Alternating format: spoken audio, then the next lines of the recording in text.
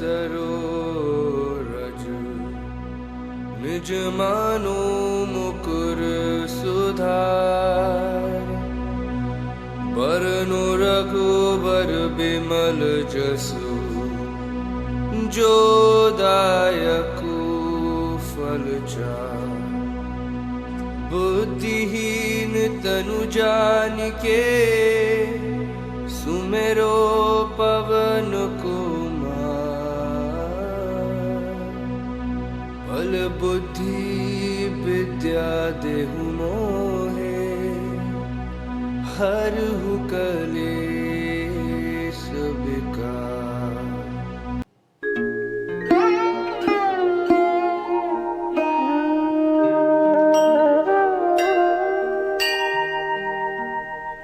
श्री गुरु चरण सरोज रज निज मन मुकुर सुधारि बरनौ रघुबर बिमल जस जो दायक फल चारि बुद्धिहीन तनु जानिके सुमिरौ पवन कुमार बल बुद्धि विद्या देहु मोहि हरहु कलेश विकार।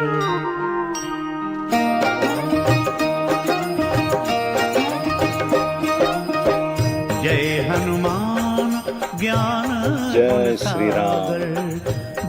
जय हनुमान जी की जय। सीताराम लक्ष्मण हनुमान की जय।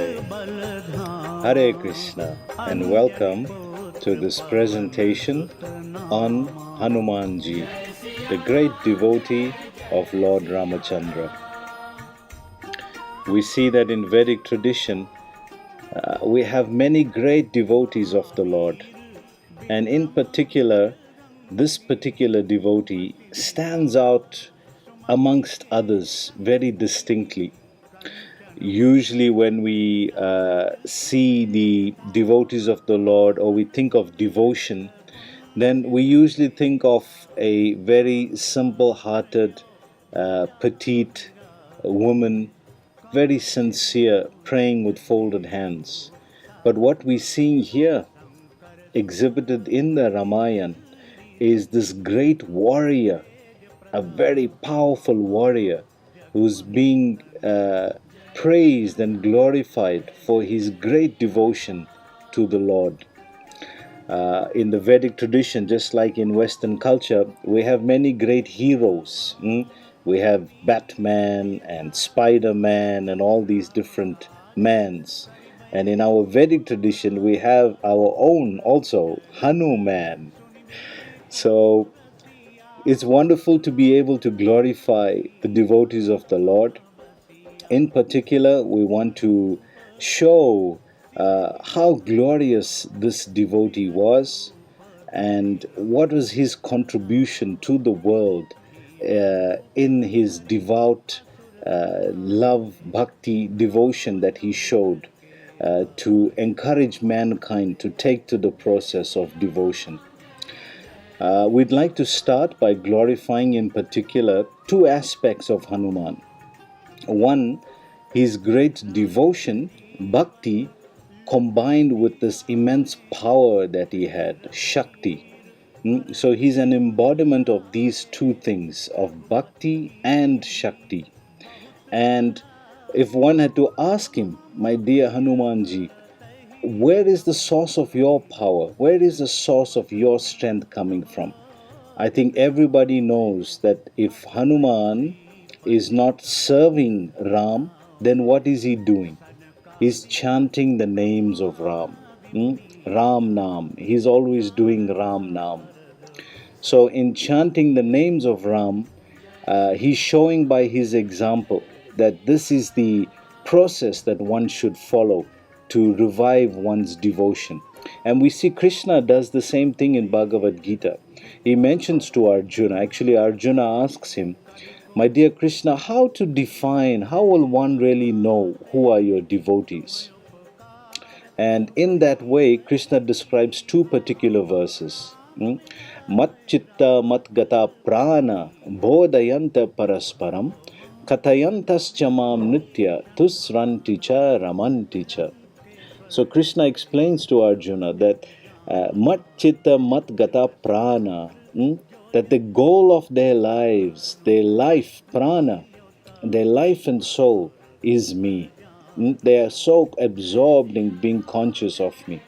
And bodhayanta parasparam, katayantas chamam nitya, they're always discussing my katha. They're always glorifying and speaking about me. Katayantas chamam nitya, eternally. And tusranti cha ramanti cha. Raman means pleasure. They get great pleasure by doing this. And in the second verse, Krishna also describes that satatam kirtayanto mam yetantascha dhrita vrata namasam chastamam bhaktya nitya yukta upasate. So Krishna describes the second feature, satatam kirtayanto mam, they're always doing my kirtan. So two defining features of the devotee, that one, they're always glorifying the Lord or having katha about the Lord, discussions or topics on the Lord. And secondly, satatam kirtayanto mam, they're always doing my kirtan. And we see this in the example of Hanuman, always absorbed in doing either Ram Katha or chanting the names of Ram.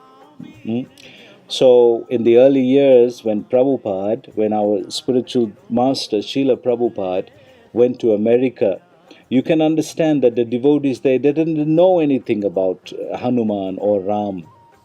And when Prabhupada was showing them different pictures, he showed them one picture of Hanuman. And when they looked at it, then they said, "Oh, Swamiji, is this a cat?" They thought Hanuman was a cat. Because they didn't know in their innocence. And then Prabhupada described, no. He's actually a great devotee of the Lord, of Lord Hanuman, a great devotee of Lord Ram. And he was instrumental in the battle and getting Sita back. So we know these beautiful stories about Hanuman. And we've heard many of his glories in this way. What I would like to emphasize in this particular presentation today is for the youngsters, the young-hearted, the young-minded, the youngsters of our generation. They are so easily being swayed to change traditions and religion based on not having proper understanding of Vedic culture and not being taught, not being shown how great the Vedic tradition is to explain various histories and even in today's scientific truths. So this presentation is dedicated to the youngsters. Therefore, the content of it may not be so much in form of pastimes or leela as it's understood, but rather try to show a different aspect of the Ramayan or of the pastimes of Hanuman that has been researched and has come up over the years. And I think it will be more applicable to the youngsters in that way. So as we move forward, we'd like to show the glory of the Ramayan and the glory of this great devotee, Sri Hanuman Ji Ki Jai. So one of the things that is described about Hanuman, he's one of the few devotees that has served the Lord in both yugas, in two different yugas, in the same body. And how is that? He served Ram, everybody knows, in the Treta Yuga as Hanuman and the powerful warrior that he was, and gained victory over evil. Good had gained victory over evil. But in the Dwarpa Yuga, he also took part in the Kurukshetra war. Now, how is that? Because we don't see him there, do we? Well, this verse of the Bhagavad Gita describes how he was present there in the form of Hanuman on the flag of Arjuna's chariot. Remember, Hanuman and Bhima are brothers.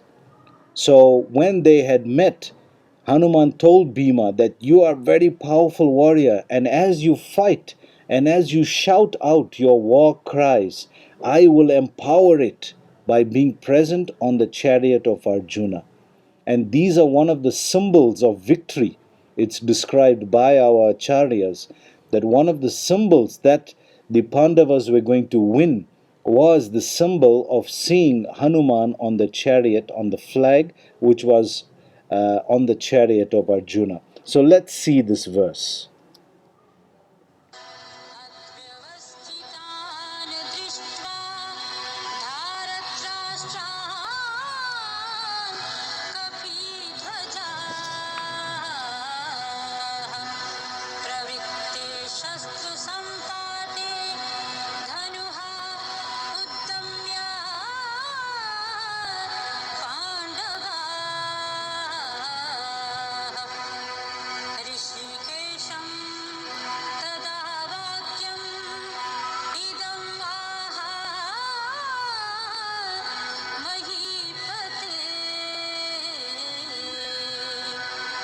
So he's described as Kapiladvaj, he who was on the flag of Arjuna's chariot. So let's hear the English translation of this.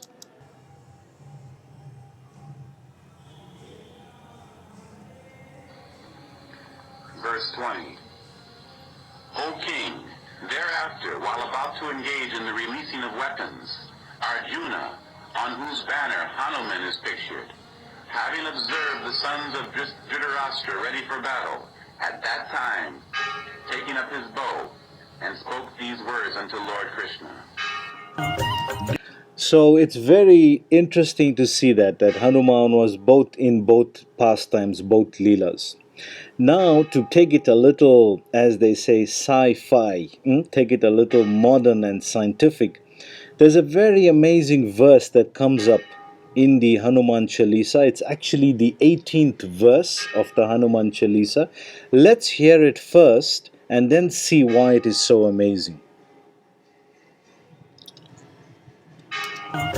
युग सहस्र योजन पर भानु लील्योता ही मधुर फल जानु. So I think all of us have heard this verse many times as we would have chanted the Hanuman Chalisa.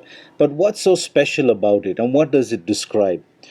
We know in terms of the Leela or the pastime, it describes Hanuman going up to the sun. And why was he going up to the sun? Because he thought the sun was a fruit, and he was about to eat the sun when Indra came and threw his thunderbolt, which had hit Hanuman on his jaw. Thus the name Hanuman was created. The name Hanuman means one with the broken jaw. And that happened at this point, at this Leela, when he wanted to eat the sun thinking it was a fruit. So what has that got to do with science? Well, you'll be amazed at what comes up. Let's go over this verse carefully and see the mystery and amazing science that comes up through this.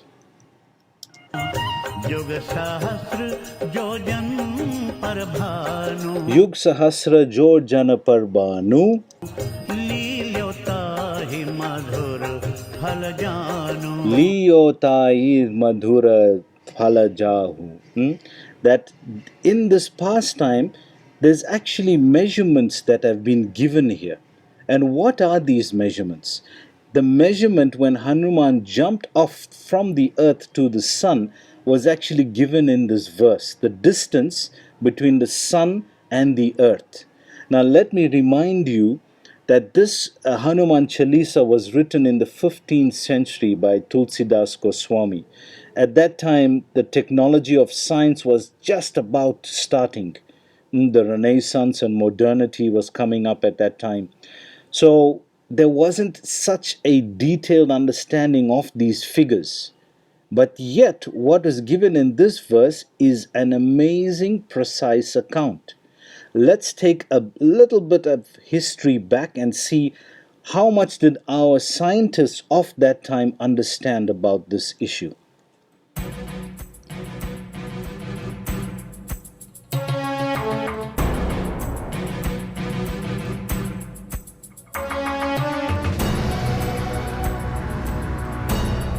So we see that even as Western astrophysics developed from 1972 onwards, they had an idea. They thought the distance, the sun, the Earth was 22,000 times bigger than the sun. And from that calculation, they figured, well, if you work out with the radius being 6.371 thousand kilometers, and they worked out a figure of 140,162,000 kilometers as an average between the Earth and the Sun. And this was just few centuries ago, or 2 centuries ago, right? Now let's see what the Hanuman Chalisa had to say about this. So this is the exact verse from the Hanuman Chalisa in Sanskrit, and the word for word meaning.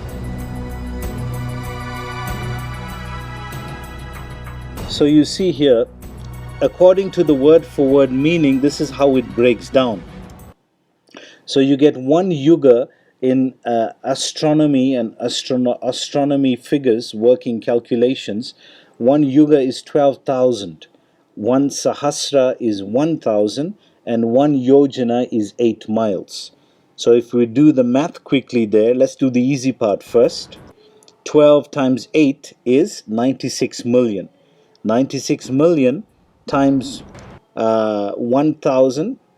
96,000 times 1,000 is 96 million miles.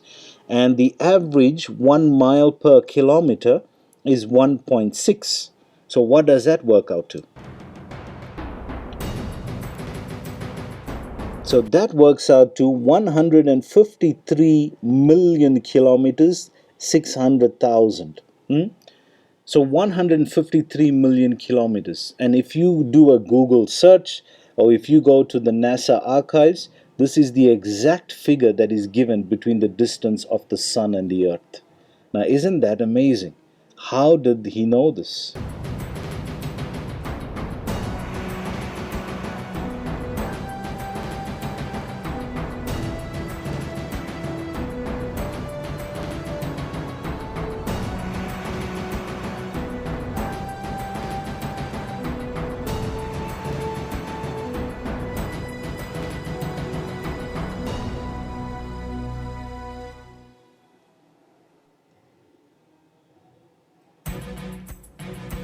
So let's move on to the next amazing finding.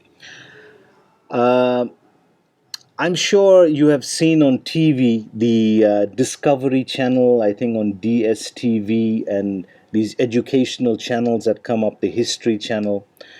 How many of you have heard of the Bermuda Triangle? And what is unique about this thing, Bermuda Triangle? What is unique about it? It has a special feature from what we know, in that anything that goes over the water there or flies over gets pulled down. There's an energy that is pulling down, can pull down even an aircraft or a ship or a boat on that water in that area. Well, the amazing thing is, the story starts, there's some evidence connected to the Ramayan and the Shiv Purana that gives an amazing account of an explanation of what this Bermuda Triangle could be. Let's take a look at this. So, according to the Shiv Purana, we know that Ravana was a great devotee of Lord Shiva, and he got many benedictions from Lord Shiva. And one of the things that he got was an amazing gemstone. This is called in Sanskrit a mani. So an amazing gemstone was given to him. this gemstone was so powerful that Ravan was actually becoming invincible due to having it. He was actually, nobody could defeat him due to him having this gemstone. And his wife, Mandodari, she knew about the power of this gemstone. So, during the course of in the Shiv Purana, it's described how Ravana gave this gemstone in the Shiv Purana, it's described how Shiva gave this gemstone to Ravan. And as time went by, the story continues in the Ramayan. What happened to this gemstone? Well, Mandodari, his wife, knew about it, and Lord Shiva also knew that if Ravan was going to be killed, he would have to be away from this gemstone. So Lord Shiva went in the form of a sage, and he asked Mandodari for this money, this gemstone. And knowing that this was Lord Shiva, she actually gave it to him. And after this was given to Lord Shiva, that's when Ravan had lost his strength and he was defeated in that way by Ram. So the Ramayan tells us. But what happened to that stone after that? Well, the story goes on that in the Ramayan, Hanuman was given this stone by Lord Ram. He had given it to Hanuman and told him that you find the deepest ocean trench in the world, to put this stone in. Now we know stones like these gemstones carry very powerful energy. And this energy can be used for different purposes. Just like in our modern day, you'll know, if you come from the Hindu background, if somebody puts a bad eye on you, what does the older folks say? What to do? They say, turn salt. Turn salt. And not ordinary salt, rough salt. But why to turn salt? Because salt is a crystal. And it has the power of energy, of absorbing energy. So if in Kali Yuga it can do that, then can you imagine in Treta Yuga a crystal or a money that was given by Lord Shiva himself? How powerful that would be. So Hanuman was told by Ram to take this stone and put it in the deepest ocean trench in the world. And by doing that, it would lose its effect. It would lose its potency of power. It won't be as powerful. So Hanuman, having searched the planet, found this area. And this area on northwestern side of Northern America, it's actually the western side of Northern America, is described as where this Bermuda Triangle is. And this area where the Bermuda Triangle is put is the deepest ocean trench in the world up to today. Now, of course, we don't have direct proof that this is where the stone was, that this is the stone that is causing this. But we do know, but from the symptoms of what is happening there, that it must be a very powerful stone that is creating this attractive energy to be able to do this. So until, of course, we can find the stone there, it would be amazing. But it is a plausible theory that this is what has happened based on references from the Shiv Purana, and which has continued in the Ramayan, that Hanuman did place the stone in the deepest ocean trench in the world. So let's move on. Recently, in a place in Sri Lanka, Sri Lanka is the main part of where the Ramayan's war and the activities took place. So recently recently means the last 20 years or so, amazing archaeological findings has been come out. Has come about due to one thing in particular, a man that has discovered an amazing find in a cave. Before I show you this find, let's hear the news report based on this finding. It's so amazing because what this person found in a cave, the area is called Regla. You can up to today go and visit it in Sri Lanka. The area is called Regla, and in this cave there, they found a mummified thing. What is that thing? Well, at first he didn't know what it was. It was just wrapped up. We know in the Hindu tradition, when something is going wrong, you go to the Panditji and say, Panditji, please pray for me, and check the book and see what's going on, and then he'll check all of that, and then he'll tell you, oh, I think you have to wear this thing. What is that thing? He wraps some kind of prayer items in a cloth and tells you to pin it on your shirt or on your vest or something. What is that called? Tabij, right. In the Sri Lanka language, it's called tabuj. And what is this tabuj? What was found was a mummified thing. I'm calling it a thing now because I'm going to explain what it is. It was mummified, but what is the size of it? It was 17 foot by 91 foot, a huge thing. This person had no idea what he found. And when he cut open the cloth of this thing, he found that it was a human skeleton completely covered in gold. Now, in our modern experience, we don't have evidence of a human skeleton being that big, that huge. And secondly, by what we found here being covered in gold, we are presuming, it's an inference, that this must have been a king, because it has a crown and he has jewels completely covered in gold, the skeleton. So he must have been a king. By the size of what was found, we can infer that it must have been from a previous age, a previous yuga, as we say in Sanskrit.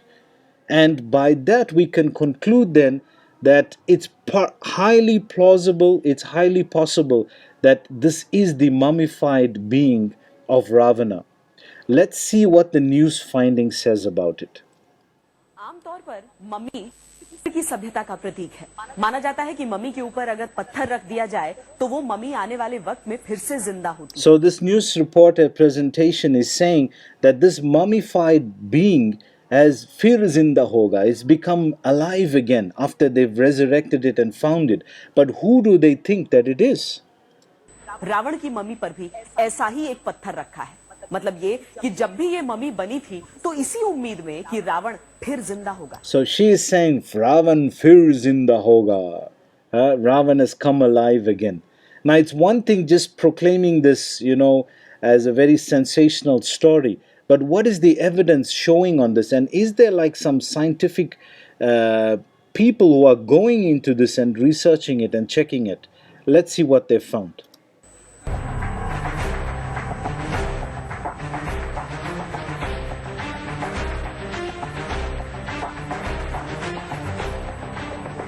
काफी मुश्किलों और जद्दोजहद के बाद लंकाधिपति रावण की mummy को आखिरकार आज तक की टीम ने खोज ही निकाला। हमने सुलझाया सदियों पुराने उस रहस्य को। So he's saying in Hindi, we thought it was just an old story. It was an old story that was spoken as a traditional story. We had no idea that such a thing could exist. जो अभी तक सबसे बड़ी पहेली बना हुआ था। Because it was so ancient story. This is the stone slab in which the tomb was, the top of the tomb, and inside here is where they found this mummified being.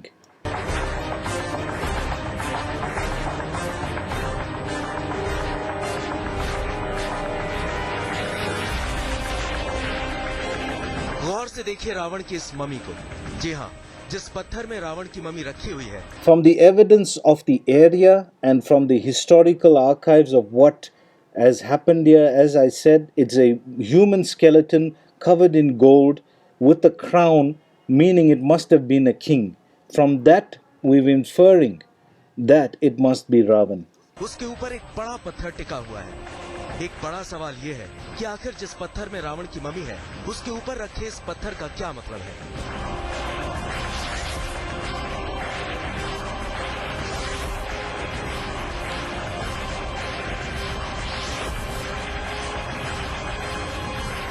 आप सोच रहे होंगे कि क्या वाकई रावण फिर से जिंदा होगा?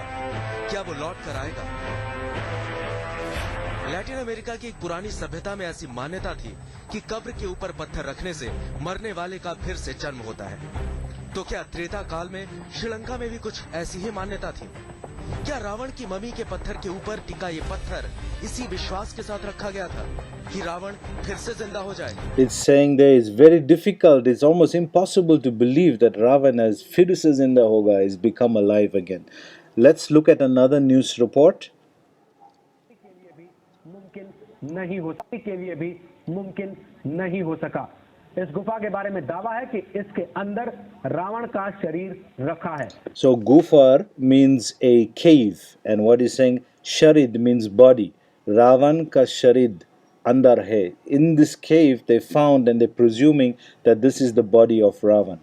लेकिन कोई भी शख्स आज तक उस शरीर को देखने वहां तक नहीं पहुंच पाया।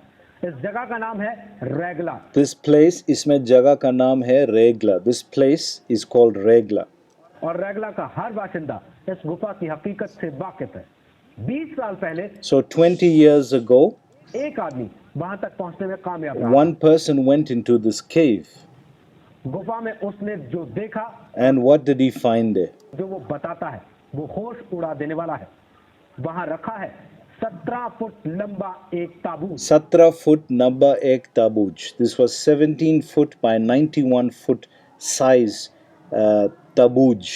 A mummified object is what he found there.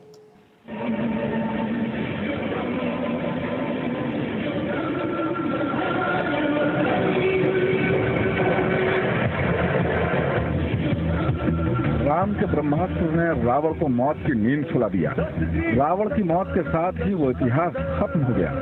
उसके बाद का जिक्र कहीं नहीं मिलता। लेकिन श्रीलंका में रावण की मौत के बाद की कहानी सबको पता है। ये इतिहास खोजा है श्रीलंका सरकार की रिसर्च टीम ने।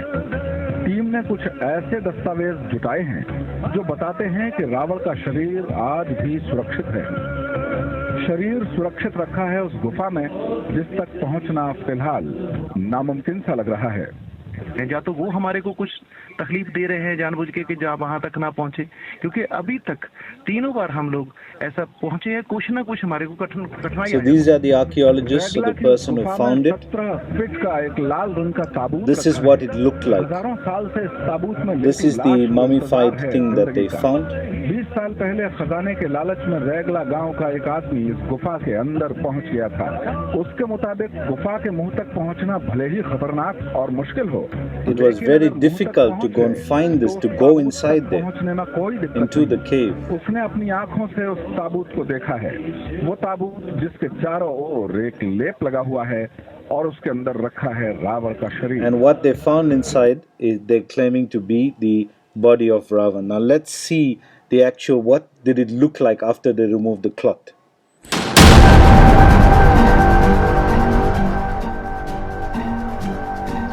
So this is what they found inside there. You can see the skeletal remains, and what you can see there, it's completely covered in gold.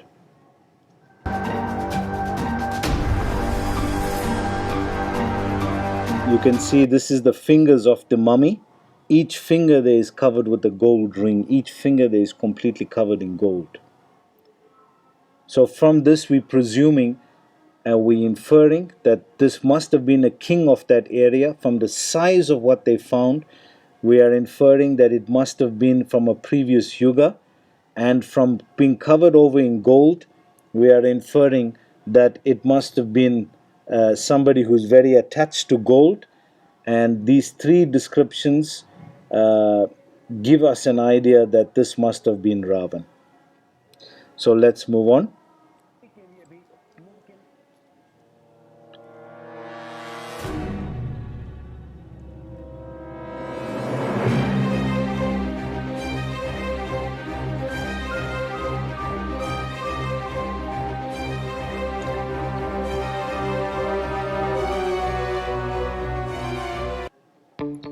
So what we'd like to show you now is some amazing findings that has come about in this area, like we found like Regla and this area here in and around Regla by the archaeologists. And what did they found? Well, one of the things they seem to have found here in Sri Lanka is different weapons that were used in the war. and many of them are like gadas and different things, especially gadas. These are the huge maces that were used to fight in the war, that the monkeys used. So much of that is being found now. This is a 3D graphical view of the gadas.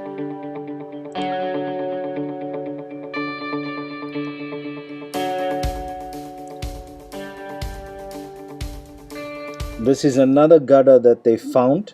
They advocating that it belonged to Hanuman directly, but it's hard to take it to that level. But definitely it was used by somebody many, many thousands of years ago, probably in the war of Ramayan, the war against Ravan. It is described in the Ramayan, though, that Hanuman had 6 different types of gadas. So what we're hearing and seeing today is just some of them.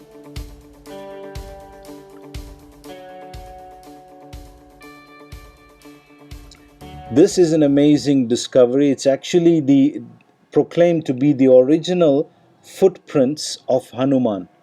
The original footprints of Hanuman. This is also another incredible one. As you can see the size of this print. It's huge. It's almost the size of this person. These people are standing there, or they near it. Look at the size of this print. And we know Hanuman used to come in different sizes. When he arrived in Lanka, when he flew up in the air, he was gigantic. When he arrived there, he came in the form of a little monkey. When they did a survey, when they examined this footprint, they could see that it was not something that was chipped out or carved out, because once you chip or carve stone, it leaves what is called micro fissures, little chips that can be seen under a microscope. In this print, it was completely showing that this was actually a print, an original print. It is not something that was created to create sensational news.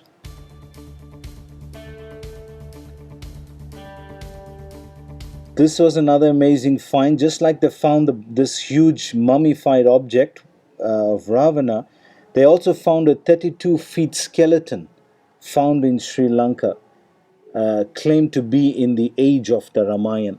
Now, in our findings, in our modern life, in modern findings, we've never seen a human being this big. But how is it that this is a complete, huge, full skeleton, 32 foot long? That's huge.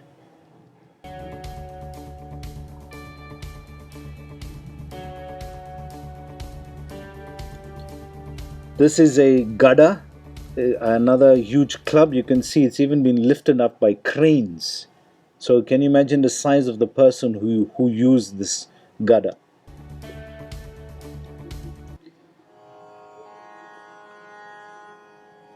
So another amazing fact that comes out in the story of the Ramayan is this Ram Setu, the bridge that was built by the Vanaras, the monkey army or monkey-like army of Ram. So up to today, just last year, December, we were there in Rameshwaram and with a group of devotees. And we had actually seen the area from where the bridge was built. So let's take a look at the evidence of this, because this is one of the most compelling evidence that has come up explaining this story of the Ramayan to be real.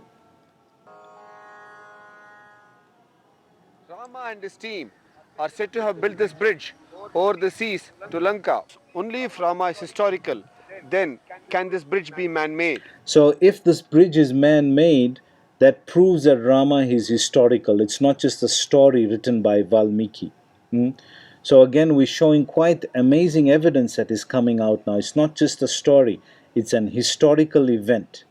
And if it's been proven as an historical event, that means Ram existed. And if Ram existed, that means, as the scripture is saying, he is God. He is Bhagavan. And if he is Bhagavan, then we can have faith As I said, this presentation was designed for the young people. We can have faith that what the scripture was saying is absolutely correct. Did Rama really exist?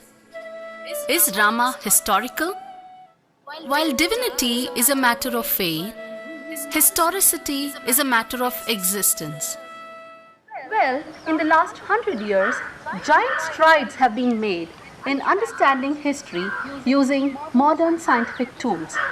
So, let us look at Ramayana from this fresh scientific perspective and see if Rama was indeed historical and whether specific dates can be attributed to him in the modern English calendar. Ramayana is a geographically correct text. Every place visited by Rama is today identifiable by historic landmarks, commemorative temples, and local legends. So that's an interesting point, that even up to today, if this was just a story, then the names and the places of these, which was written in the Ramayan, why would it match a modern day geographical site as Sri Lanka, and all the places that is mentioned in Ramayan can be found even today? Why does that necessarily need to match that way if this was just a story? Ramayana and Mahabharata, the traditional historical texts of India, contain many astronomical observations as recorded by the chroniclers. Now, one amazing thing that the ancient wisdom of Vedic traditions, what they would do is that they would use astronomy a lot. They would watch the sky configurations during any moment and write it down, especially great moments, because they knew how to read this. We know palmistry, reading the palm, reading the astrological chart for calculations and things like that. This was vital for them to understand. So we see that this is what they have done here also. When we cull out these observations and search for them using the planetarium software, it throws up dates of when these configurations must have occurred in the past. We shall call this technique of dating using culled out astronomical observations embedded in ancient texts as archaeoastronomy. So using modern science, they're using a technique called archaeoastronomy, using these dates or the constellation that was given in the scripture and matching it to modern, putting it into a computer and generating a date from that, seeing when in the past did this kind of constellation occur, and can we generate a date from that. As this technique of exploring the sky configurations in the past for events mentioned is akin to digging into the earth for archaeological evidences. We all know that Rama's birth is celebrated on Sri Ramanavami, which means that he was born on the 9th day of the lunar month of Chaitra. This shloka gives a detailed star configuration at the time of his birth. Now if you look at this is what I was talking about. If you see when Ram was born, this is how it is described, the star configuration here. And this is directly from the Ramayan. This is given directly from the Ramayan. You see the reference at the bottom there. So using this, using modern computer technology, they're able to generate dates and able to, of course, we can't say they're absolutely accurate, but we can say according to the sky configuration, it is highly probable it's in that area of discovery. So again, science and ancient culture coming together. So this is the point we want to show you, that if these predictions are as accurate as is given here, then how can this still be a story, just some ancient story that took place? And if you do accept it as historical, as history, then you also have to accept then that Ram is God, Ram is Bhagavan. So I'd like to show you a few more things from the Ramayan, and this one is called Real Proof of the Ramayan. So some areas or some things that have been discovered in and around this area of Sri Lanka that is here even up to today. You can imagine it must have been covered over by jungle for many millennia. And now as the archaeological findings are coming about, people are exploring more and more. So one of the places, this Ashoka Van, or also known as Ashoka Vatika. So this place is very interesting because this is where Sita Maharani was kept. And up to today, they've excavated a site with which shows that this is the spot the where the Ashoka Van was. And how do they know this? By the directions given by Hanuman in the Ramayan, in which way he moved, and the area and the directions in which he moved within the palace of Ravana at that time. They've used that to determine, well, this must be the spot then where the Ashoka Van was found. And when they cleared this area out, this is what they found. And even up to today, one can go and visit this place. And this is the amazing picture. Even within our own time, we're seeing this beautiful images of an ancient pastime that took place in a previous yuga, even within our own time.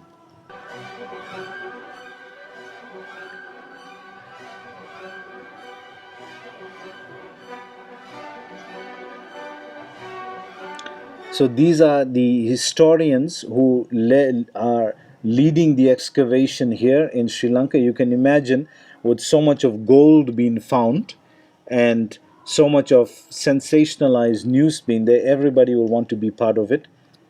So different people are heading up different excavation sites of the area. And this is what they're finding. This is a footprint. These are the original footprints that are proclaimed to belong to Sita and Ram. These are footprints of Rama again at another site. And let me remind you, up to today, you can go and visit this. You can go to Sri Lanka and visit this. These are some caves which have been mentioned in the Ramayan story and are designated as that up to today. This is Jatayu Rock. Jatayu Rock, we know the story of Jatayu, who was the great eagle vulture bird, the vulture bird that was a devotee of Ram. And he tried to save Sita when Hanuman was taking her away. And he was killed by Ravan. He tried to save Sita when Ravan was taking her away. And he was killed thereafter by Ravan. And as a memorial to this great devotee, Ram actually with his own hands made this Jatayu rock. And up to today, you can go and visit this place. And what we showed you evidence of just now, Ram's bridge, the Setu Sambandha, even in the NASA archives, it is written as Adam's bridge. And from satellite pictures, you can see that there is definitely a structure under the water connecting Rameshwaram to Sri Lanka.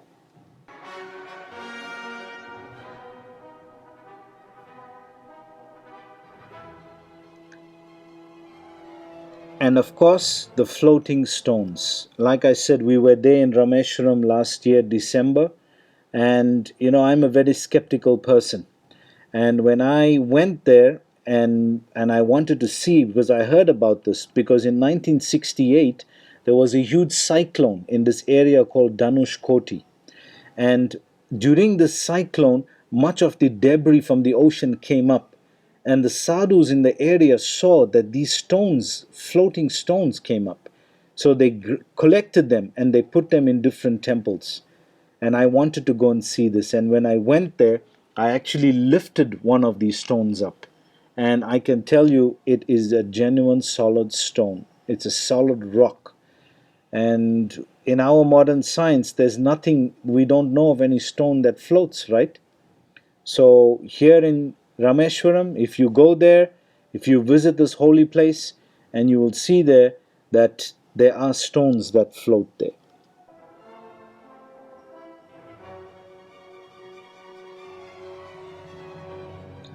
Furthermore, the cave that the body of Ravan was found in, actually on the outside of this cave, the wall carving of the outside of it had a face carved into the mountain here. You can see it circular here. And that's exactly what we know Ravana looks like also. That's how we know what he looks like. So it was carved into that face, rock face.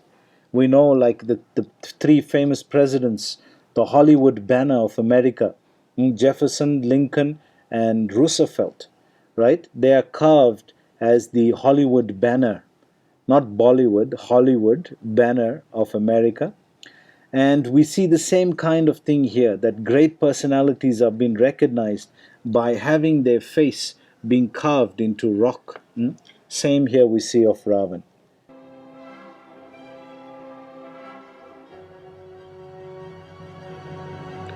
And I think for me, the most compelling evidence came from the Saranjeevani mountain. It's very interesting because we know the story of the mountain that Hanuman brought this from the Himalayas. When the geologists surveyed the area of Sri Lanka, they found that the rock formation of this particular mountain is not found anywhere else in the area.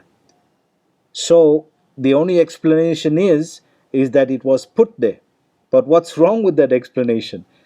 We're dealing with a huge mountain. How can a mountain be put there? Well, if you know the story of the Ramayan, Hanuman brought a mountain, the Saranjeevani mountain, and he brought it and it put it there. And on this was the herbs which was used to revive Lakshman. So again, evidence is coming up more and more, showing this amazing story or legend that is now with such great scientific findings and technology. It's verifying that this great ancient story actually took place, and it's not all mythology as we once thought. What I would like to end with is this amazing story. You know, in India, when you see death in India, it's very vivid. And there's no like caskets and beautiful flowers and things. They just take the body, put it on a bamboo carrier, and they march down to the river where the body would be burnt. It's very vivid. And usually as they're going down, what are they chanting? Ram Nam Satya Hai. Ram Nam Satya Hai. They're chanting the name of Ram. But when we tell them that while they're alive to chant, then they say, Ram Nam, time nahi hai. I don't have time to chant. So we'd like to conclude with this wonderful prayer that we saw. We started with the example of Hanuman and showing how great he is, both his bhakti and his shakti. And both of this is coming, why? Because of his devout devotion to Ram, and he shows that by his chanting the Ram Nam. So if we are wanting to be devotees of Ram, or we are great devotees of Hanuman, then the best way in this age is by the chanting of the name of Ram. So in this mantra, which was spoken by Brahma, he describes here this Hare Krishna mantra. It is Hare Krishna, Krishna Krishna, Hare Hare, Hare Rama, Rama Rama, Hare Hare. Iti sodas kam nam kalikal mashana nashanam, natta paratananyopaya sarva veda se drishyate. So he says here, after searching through all the Vedic literature, not just one, not just two, not only the Upanishads, not only the Puranas, all the Vedic literature, one cannot find a method of religion more sublime in this age than the chanting of the Hare Krishna mantra. So we see in here is Ram Nam also. In here is Hare also. Hare is the energy of the Lord, which is Sita Maharani or Srimati Radharani. So, and we see the name of Krishna here also. So it's an all-inclusive mantra. So if you've learned something from this presentation today, we'd humbly like to ask you to please try to add this prayer to your current prayers and see the difference that happens in your life.